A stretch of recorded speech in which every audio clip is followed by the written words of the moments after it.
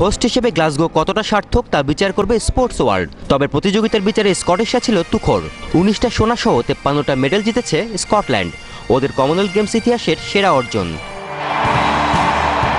তৃতীয়বারের মতো কমনওয়েলথ গেমসের আয়োজক স্কটল্যান্ড। আগের দুবার আসর বসেছিল এডিনবরায় 1970 আর 86-তে। এবারের সমাপনের শুরুতে নবজাগরণের গান।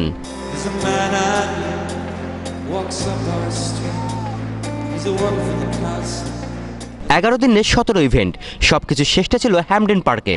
উপস্থিত ছিলেন টুর্নামেন্ট আয়োজক কমিটির কর্তা ব্যক্তিরা। এখানেই গ্লাসগো থেকে কমনওয়েলথ পতাকা উঠল গোল্ড কোস্টের হাতে। মিনিট 10-এর টেইলর অস্ট্রেলিয়ানরা বুঝিয়ে দিল আয়োজনে তারা কতটা পারদর্শী। সঙ্গে জেসিকার সুরের তাল।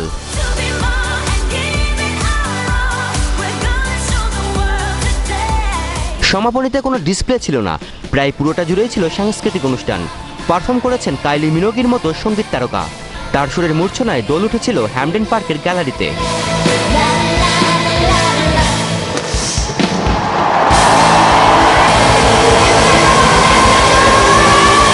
অন্যান্য সব বড় আসরের মতোই গ্লাসগো কমনওয়েলথ গেমসের শেষটাও আলোর রোশনায় সাজিয়ে। আতশবাজির রং আর আলোতেই সাঙ্গ হলো 20তম আসর।